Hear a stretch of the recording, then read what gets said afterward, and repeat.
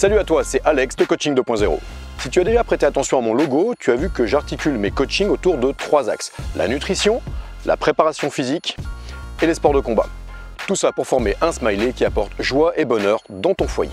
Aujourd'hui, on va parler sport de combat et on va parler plus précisément de shadow, en tout cas de shadow boxing. Pour moi, la boxe est un outil formidable qui me sert autant avec des gens qui n'ont jamais fait de boxe et qui n'ont pas forcément envie d'aller affronter Tyson qu'avec des gens qui en font déjà ou des gens qui veulent apprendre à se défendre. J'ai déjà écrit pas mal d'articles là-dessus, je t'invite à aller consulter mon site parce que là c'est pas le propos, on va vraiment parler d'un outil plus précisément au sein de la boxe, le shadow. Alors pour ça évidemment il faut déjà avoir les fondamentaux, les bases des bases des bases de la boxe pied-point. Pour ça je t'invite vraiment à aller consulter la chaîne du groupe auquel j'appartiens, le Kong Dirty Boxing, ici. Dessus, tu trouveras des tutoriels extrêmement clairs sur comment faire un jab, un cross, un hook, un uppercut, comment travailler son footwork. Il y a même déjà une excellente vidéo sur le shadow. Et comme je le répète très souvent à mes élèves, même quelqu'un qui a 20 ans de boxe continue de travailler ses fondamentaux. C'est extrêmement important. Okay, alors avant de partir dans des trucs super exotiques, déjà maîtrise tes bases parce que c'est souvent avec ça que tu vas t'en sortir dans un assaut ou même ne serait-ce que pour avoir un travail relativement propre. Pourquoi j'ai choisi de te parler du shadow? Pour une raison simple, la situation est tout à fait appropriée. Pour pouvoir pratiquer le shadow, tu as besoin d'être tout seul, tu n'as pas besoin de matériel et même dans 4 ou 5 mètres carrés, c'est largement suffisant. Et puis en tant que coach, personnellement je donne des cours et je coach en extérieur depuis des années, je n'ai jamais vu autant de gens faire du sport à l'extérieur. Ça présente plein d'avantages, moi j'adore ça. Et puis finalement il y a aussi un phénomène, c'est qu'on s'observe, on se voit. Et je vois beaucoup de gens faire des shadows, commencer à boxer, etc. Et là des fois, ça pique un peu. Donc je me propose dans cette vidéo de te donner 2-3 astuces pour organiser ton travail, que tu sois d'ailleurs le coach ou le coaché. Personnellement, c'est un outil que j'utilisais relativement peu avant, d'abord parce que je ne savais pas trop comment organiser mon travail, et puis en plus j'ai toujours pris ça un peu comme les 2-3 minutes qu'on fait au début pour s'échauffer, puis après on rentre dans le vif du sujet. C'est une erreur. Comme le dit un de mes 2 coachs, oui, je suis un coach, coaché. Lui, 2 minutes de shadow en dit bien plus sur ton niveau technique que n'importe quelle ceinture. Évidemment, il faut relativiser, je suis pas en train de te dire que tu vas apprendre à combattre en combattant tout seul. Comme le dit le philosophe Mike Tyson, on a tous une stratégie jusqu'à ce qu'on prenne la première en pleine gueule, et là, forcément, c'est plus le même game. Le combat et le shadow sont 2 choses différentes. Tu peux gagner tes combats avec une boxe complètement dégueulasse, soit parce que tu as des gros atouts physiques, des gros atouts psychologiques, tu as un dur au mal, tu vas, mais tu as une boxe qui est complètement dégueulasse. Comme tu peux avoir une boxe magnifique, super belle, des super beaux mouvements, et te faire complètement allumer, parce que justement en face tu as un mec qui est dur, il y a plein de facteurs qui vont rentrer en compte. Je parlerai d'ici quelques temps la façon dont tu vas être focalisé dans ton combat. Tout ça c'est de la stratégie, mais ça revient beaucoup plus tard. Pour l'instant on va travailler en solo.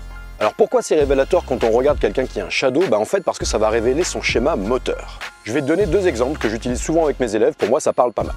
A priori tu ne réapprends pas à marcher tous les jours.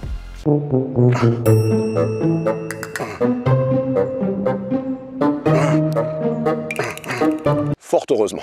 Donc sauf si tu es à 4 grammes ou s'il y a quelque chose qui perturbe tes émotions ou ton système nerveux, normalement ton corps a compris comment il fallait organiser son équilibre et mettre un pied devant l'autre. Je t'avoue que des fois, j'ai des doutes. Très schématiquement, ton corps a créé une sorte de programme, le programme marche, et il sait comment ça fonctionne. Je vais te donner un autre exemple, la conduite. Moi j'ai appris à conduire très tard, après 30 ans. J'étais un rebelle de la voiture. Bon, la première fois, on va pas se mentir, c'est pas très naturel. Le volant, le levier de vitesse, tous les checkpoints qu'il faut avoir pour la sécurité, écouter les commentaires du moniteur, le stress de la route, c'est compliqué. Pour ton cerveau, ça fait beaucoup d'informations, beaucoup de choses à gérer nerveusement. Et puis c'est quand même marrant de voir, a priori quand tout s'est bien passé, plusieurs années plus tard, que tu es capable en fait de répondre au téléphone, faire un créneau, gérer le stress, insulter un gars et t'allumer une clope. À nouveau, ton corps a créé une sorte de schéma moteur, le schéma de la conduite, et il sait gérer, sauf cas de stress, à peu près les urgences et pas mal de mouvements en même temps sans trop y réfléchir. Le shadow c'est à peu près la même chose. On sait bien que tout ce qui va être très beau dans ton shadow risque d'être très dégueulasse quand tu vas commencer à prendre des coups et que tu vas avoir du stress. Mais si on fonctionne à l'envers, c'est-à-dire que si ton shadow est déjà complètement dégueulasse alors qu'il n'y a pas de stress, alors que tu prends pas de coups, il n'y a pas d'urgence dans le timing, qu'est-ce que ça va donner quand tu vas être sous la foudre? Tu suis mon raisonnement? Alors j'ai choisi là de me concentrer uniquement sur les parties haute du corps, on va pas mettre les jambes, etc. parce que ça va concerner les appuis, ça va perturber vachement ce qu'on appelle ton triangle de sustentation. Et pour le coup, ça risque d'être un petit peu compliqué pour commencer. De base, je le redis, va voir la chaîne Kong Dirty Boxing parce qu'il faut absolument que tu maîtrises déjà jab, cross, uppercut, hook. Alors je vais mettre le point sur 2 choses extrêmement importantes avant même de démarrer. D'abord, il faut que tu structures. Trop souvent, le shadow, c'est l'échauffement de 2 minutes, on fait ça dans un coin, puis après on fait quelques pompes, etc.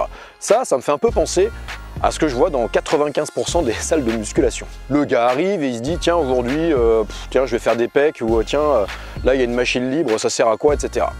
on sait pas où on va, on note rien, la programmation c'est pourri, et on se retrouve avec des mecs qui ont des cannes de grives, des épaules de gorille, des énormes pecs, des tout petits bras, enfin bref, ça n'a aucun sens, et encore, ça c'est quand il y a des résultats. Si tu veux progresser, il faut organiser ton travail, et c'est à ça que servent les coachs. Pour le shadow, c'est la même chose. Si tu arrives en disant je veux juste apprendre à bouger et mettre des coups dans le vide, surtout si tu débutes, bah, ça va être n'importe quoi. Donc premier point, tu vas structurer, c'est-à-dire il faut que tu saches ce que tu vas travailler, quand, combien de temps, combien de fois. Deuxième point, et ça c'est extrêmement important, la lenteur. Si je reprends l'image de la conduite ou de la marche, imagine qu'on t'ait mis du stress en disant il faut absolument que tu apprennes à marcher vite, ou on te met sur l'autoroute tout de suite à 150 km/h, il faut que tu ailles vite dans tes manips, que tu analyses la situation. C'est impossible. Pour créer un schéma moteur cohérent, solide, robuste dans le temps, il faut apprendre lentement. Alors lentement, ça ne veut pas dire saccader. Et un des premiers trucs que je vois souvent dans les coachings en extérieur, quand les mecs commencent à faire un peu du shadow, c'est que ça va trop vite. C'est pas propre, c'est tout petit.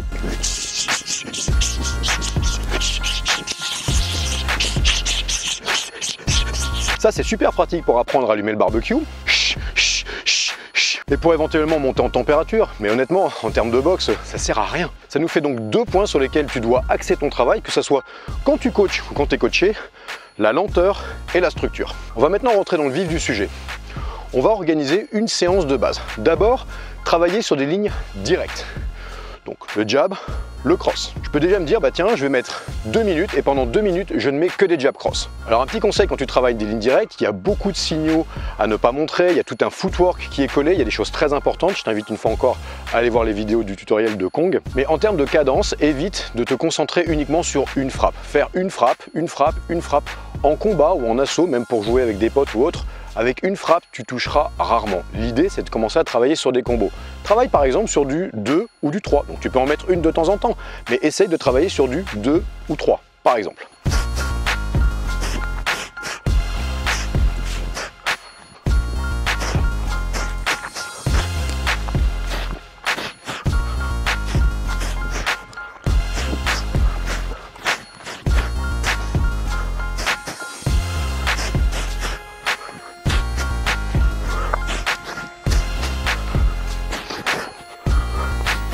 Une fois que tu as fait ton travail sur des lignes directes, sur des combos de 1, 2 ou 3 frappes, tu peux faire pareil 2 minutes sur que des frappes circulaires. Alors on va simplifier avec uppercut, hook.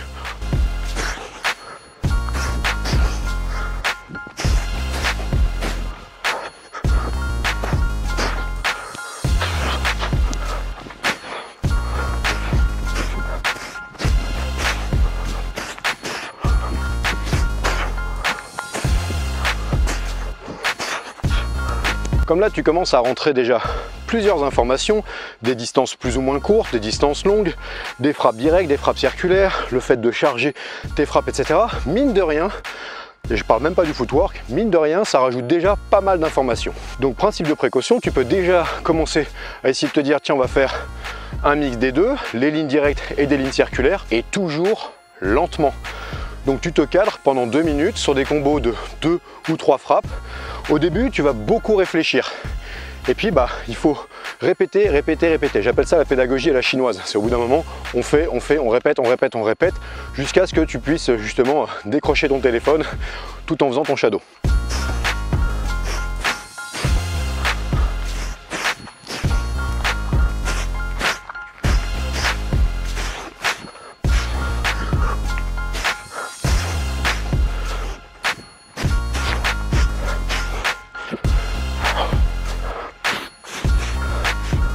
Alors au début, la créativité c'est un peu ton ennemi. Tu vas vouloir toujours faire des choses différentes parce que tu vas dire ouais mais là je suis toujours sur la même chose. Ça sert à rien d'avoir 40 000 combos.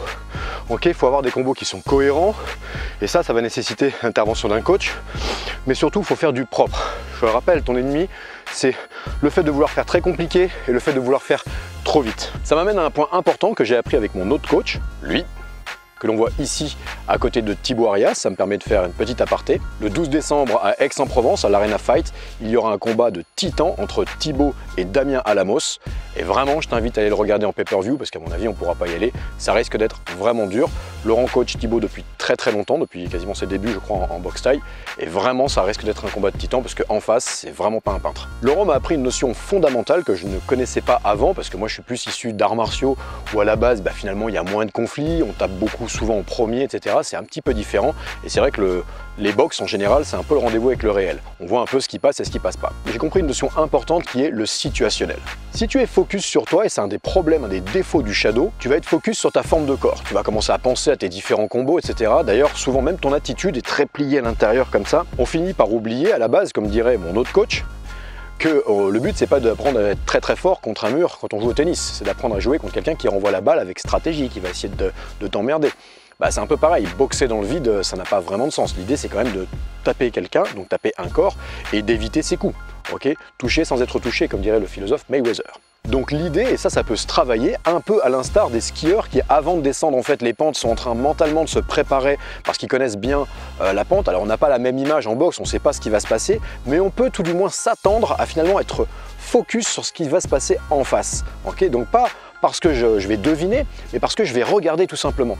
Plus on est focus sur soi, on est ce qu'on appelle un peu un boxeur égocentrique, égocentré, moins en fait on est dans le situationnel. Et c'est ce qui fait qu'on peut avoir une super belle forme de corps, un schéma moteur parfait, mais par contre dès qu'on a un truc complètement dégueulasse en face mais qui nous perturbe émotionnellement, on fait de la merde. Un peu comme quelqu'un qui paniquerait, qui serait un vrai pilote, mais dès qu'il y a des éléments extérieurs, là c'est compliqué. Ça tu peux dans ton shadow le faire, c'est-à-dire tu peux relever la tête et vraiment imaginer, tout en le faisant très lentement, imaginer ce qui se passe. Il y a un jab, il y a un cross, il est en train de me mettre la pression, il faut que je recule, il faut que j'avance. Et comme le dirait aussi un de mes coachs, en fait finalement un bon shadow, c'est un shadow où quand on est à l'extérieur, on se dit « j'aimerais pas être en face ». Le fait de mettre des intentions dans ton travail va t'aider en tout cas à glisser un peu plus facilement dans la pratique plutôt que d'avoir une forme de corps magnifique, mais finalement dès qu'on a quelque chose en face, des fois de dégueulasse, il se passe rien, c'est un carnage. Donc pour ça, de la lenteur, de la structure dans ton travail, et quand tu fais ta séance un peu plus vénère, travaille avec des intentions. Le fait de mettre des intentions, ça va vraiment t'aider. Voilà, j'espère que cette vidéo t'a été utile, qu'elle t'a intéressé. N'hésite pas à la partager, etc. Mettre des pouces, mais honnêtement, c'est cadeau. Si tu veux des infos, tu peux me contacter sur Instagram, Facebook. Tu peux également aller voir mon site internet, coaching2.0.fr, juste ici. Et puis sinon, j'espère que ça se passe bien. Le confinement est assez chiant hein. Pour les coachs, big up à tous mes collègues parce que c'est vraiment la galère ce qui est en train de se passer. On essaie de s'occuper comme on peut. Et puis pour tous les autres, bon courage.